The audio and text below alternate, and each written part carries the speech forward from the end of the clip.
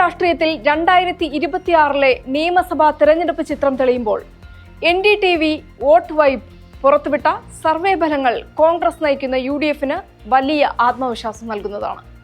തുടർച്ചയായ മൂന്നാം ഊഴത്തിനായി LDF കഠിന ശ്രമം നടത്തുമ്പോൾ ഭരണവിരുദ്ധ വികാരവും ജനകീയ വിഷയങ്ങളും തങ്ങൾക്ക് അനുകൂലമാക്കി മാറ്റാൻ UDF-ന് കഴിയുന്നുവെന്നാണ് പ്രാഥമിക സൂചനകൾ. ഈ സർവേ പ്രകാരം 50% ജനങ്ങൾക്കും നിലവിലെ ഭരണത്തിൽ അതൃപ്തിയാണുള്ളത്. അതുപോലെ സർവേ ഫലം കോൺഗ്രസിന്റെ തിരിച്ചുവരവിനുള്ള വ്യക്തമായ സൂചനകളും നൽകുന്നു.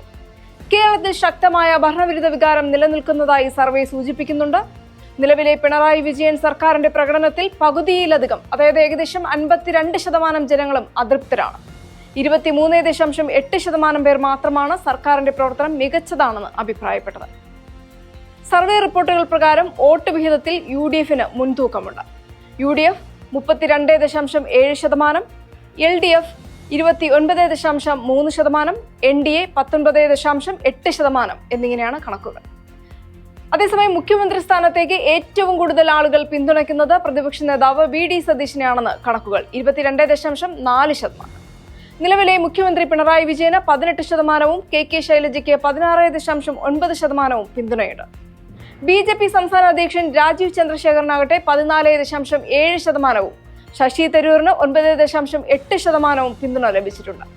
സർവേ പ്രകാരം കോൺഗ്രസിന് അനുകൂലമായ ഘടകങ്ങൾ എന്തൊക്കെയാണെന്ന് നോക്കാം. സംസ്ഥാനത്ത് ശക്തമായ ഭരണവിരുദ്ധ വികാരം നിലനിൽക്കുന്നതായി സർവേ വ്യക്തമാക്കി. ഏകദേശം 62% വോട്ടർമാരും നിലവിലെ MLA-മാരെ മാറ്റാൻ ആഗ്രഹിക്കുന്നുവെന്നത് പ്രതിപക്ഷമായ UDF-ന് വലിയ പ്രതീക്ഷ നൽകുന്നു. സംസ്ഥാനത്ത് ശക്തമായ ഭരണവിരുദ്ധ വികാരം നിലനിൽക്കുന്നതായി റിപ്പോർട്ട്.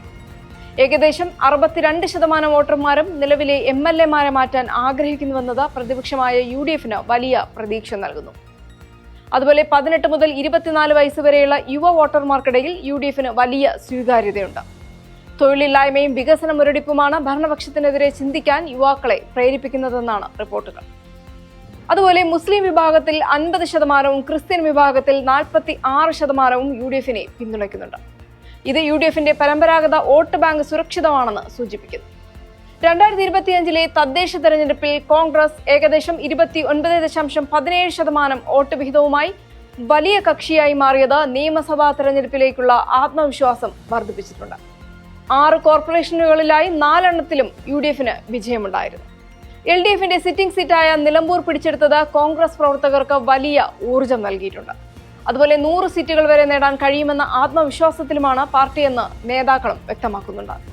15.3% വോട്ടർമാർ ആർക്ക് വോട്ട് ചെയ്യണമെന്ന് ഇതുവരെ തീരുമാനിച്ചിട്ടില്ല എന്നാണ് റിപ്പോർട്ടുകൾ. ഈ വിഭാഗം വരുന്ന തെരഞ്ഞെടുപ്പിൽ നിർണായക സ്വാധീനം ചെലുത്താൻ സാധ്യതയുമുണ്ട്. കേരളത്തിനൊപ്പം പശ്ചിമ ബംഗാൾ, തമിഴ്നാട്, അസം എന്നീ സംസ്ഥാനങ്ങളിലെയും രാഷ്ട്രീയ ചലനങ്ങൾ ഈ സർവേയുടെ ഭാഗമായി വിശകലനം ചെയ്തിട്ടുണ്ട്. ചുരുക്കത്തിൽ NDTV സർവേ ഫലങ്ങൾ കോൺഗ്രസിന് നൽകുന്നത് വലിയ രാഷ്ട്രീയ ഊർജമാണ്. യുവജനങ്ങൾക്കിടയിലും ന്യൂനപക്ഷങ്ങൾക്കിടയിലുമുള്ള സ്വാധീനം നിലനിർത്തുന്നതും UDF-ന് വിജയം സുഗമമാക്കിയേക്കാം.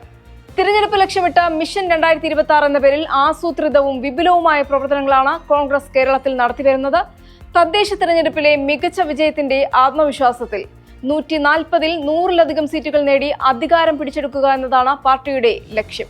വരും മാസങ്ങളിൽ ഈ അനുകൂല സാഹചര്യം വോട്ടുകളായി മാറ്റാൻ കോൺഗ്രസിന് കഴിഞ്ഞാൽ കേരള ഭരണത്തിൽ ഒരു മാറ്റം അനിവാര്യമാണെന്ന് സർവേ അടിവരയിടുന്നു.